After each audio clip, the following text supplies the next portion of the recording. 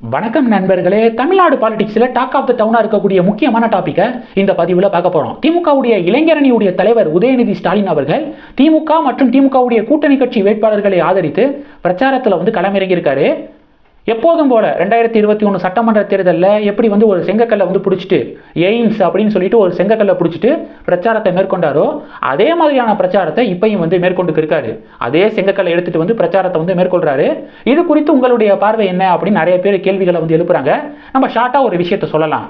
என்னன்னா 2021 பார்த்தீங்கன்னா திமுக எதிர்கட்சி, இப்ப திமுக ஆளுங்கட்சி. 2021 பார்த்தீங்கன்னா எய்ம்ஸ் அந்த கட்டுமான பணிகள் தொடங்கப்படாமல் இருந்துச்சு. ஆனால் இன்னைக்கு எல்என்டி நிறுவனம் அந்த எய்ம்ஸை கட்டுவதற்கான பணிகளை தொடங்கிட்டாங்க. அந்த கட்டுமான வேலைகள் ஒரு பக்கம் நடந்துட்டு இருக்கு. இப்பையும் அந்த கல்லை எடுத்துட்டு எய்ம்ஸை கட்டலை அப்படின்னு உதயநிதி ஸ்டாலின் அவர்கள் பிரச்சாரத்தை மேற்கொள்றாரு. நான் ஃபர்ஸ்டே ஒரு பாயிண்ட் சொன்னேன்ல, 2021 திமுக எதிர்கட்சி, இப்ப திமுக ஆளுங்கட்சி அப்படிங்கிறது இந்த செங்கல் பிரச்சாரத்துக்கு பெரிய ஒரு பின்னடைவை ஏற்படுத்தும்.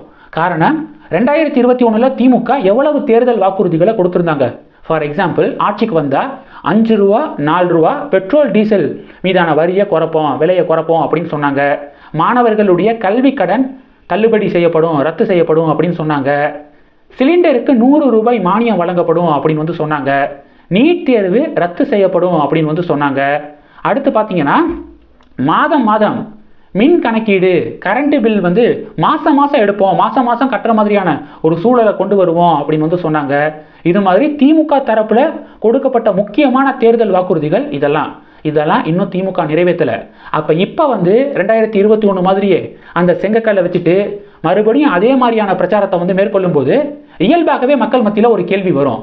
நீங்க கொடுத்த தேர்தல் வாக்குறுதியே இன்னும் நிறைவேற்றலையப்பா, முதல்ல அதுக்கு பதில் சொல்லுங்க, அதுக்கப்புறம் இதுக்கு வரலாம் அப்படிங்கிற அந்த கேள்விகள் இயல்பாகவே காமன் பீப்புள் மத்தியில வர ஆரம்பிக்கும்.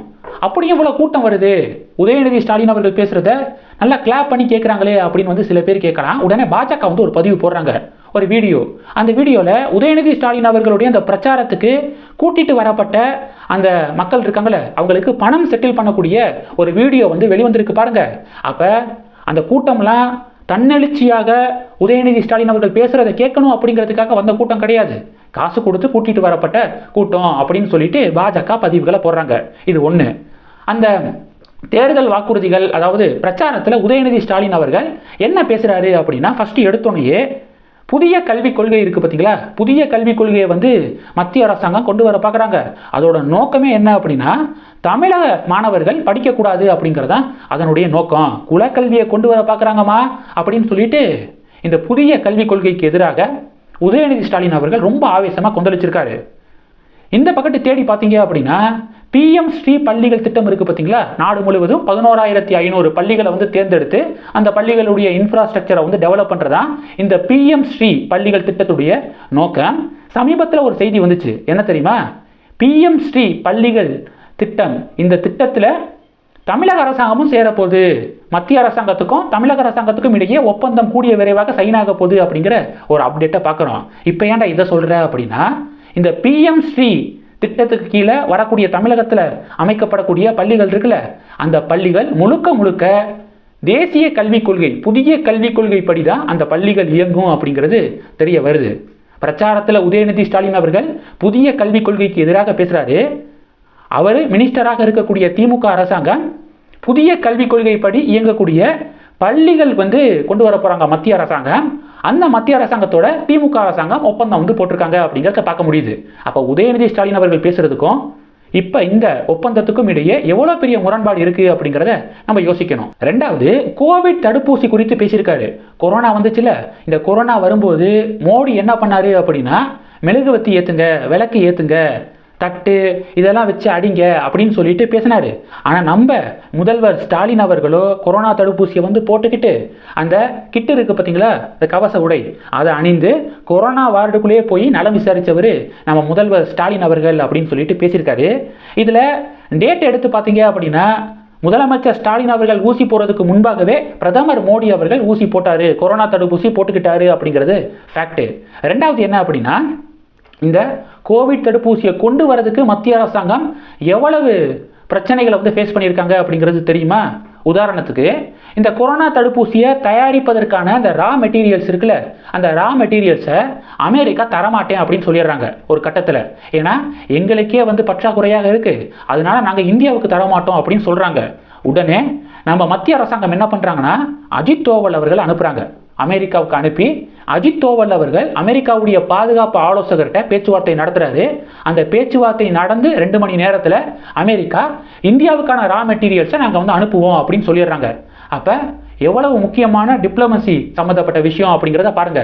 அப்போ இந்த தடுப்பூசியை தயாரிப்பதற்கான தடைகள் எல்லாத்தையும் முறியடித்து இந்த தடுப்பூசிகளை கொண்டு வந்து அதை நாட்டு மக்கள் அனைவருக்குமே எந்த ஒரு சின்ன பிசுறும் இல்லாமல் ஃப்ரீயாக டிஸ்ட்ரிபியூட் பண்ணி நாட்டு மக்கள் அனைவருக்கும் போட வச்சது மத்திய அரசாங்கம். ஓகே, அதனால இந்த கொரோனாவை கண்ட்ரோல் பண்ணதுக்கான முழு கிரெடிட் மத்திய அரசாங்கத்துக்கு தான் போகணும் அப்படிங்கிறது தான் ஃபேக்ட்.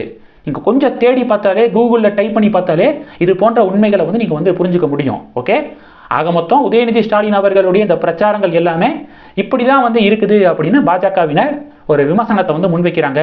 உண்மைக்கு புறம்பாக சும்மா பொதுமக்களை ஏமாத்துற மாதிரியான பிரச்சாரத்தை தான் உதயநிதி மேற்கொண்டு இருக்காரு. இந்த செங்கக்கல்லை தூக்கிட்டு இந்த பழைய டெக்னிக்கு மாதிரியா பண்ணிக்கிட்டு இருக்காரு.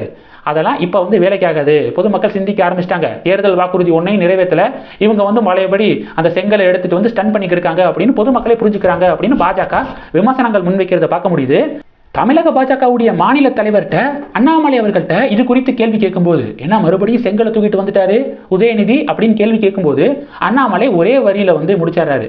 என்ன அப்படின்னா, அவருக்கு அறிவு அவ்வளவுதாங்க விடுங்க அப்படின்னு சொல்லிட்டு ஒரே வரியில அண்ணாமலை இதுக்கு ஒரு ஃபுல் ஸ்டாப் வைக்கிறாரு, செக்கை வைக்கிறாரு. ஓகே, இந்த டாபிக் குறித்து உங்களுடைய பார்வைகள் என்ன? மறக்காம கமெண்ட் பண்ணுங்க.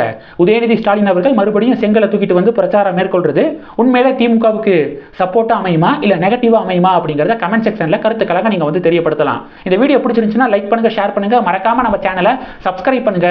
மேலும் நம்ம சேனலுக்கு சப்போர்ட் பண்ணணும் அப்படின்னு ஆசைப்பட்டீங்கன்னா நான் பேசக்கூடிய வீடியோக்கு கீழே நன்றி அப்படிங்கிற ஆப்ஷன் இருக்கு, அதை கிளிக் பண்ணி உங்களால முடிந்த தொகையை சேனல் வளர்ச்சிக்காக கொடுத்து உதவி செய்யலாம். இல்ல ஜாயின் பட்டனை கிளிக் பண்ணி நம்ம சேனலுக்கு மெம்பரா ஆகலாம். நன்றி. ஜெய் ஹிந்த்.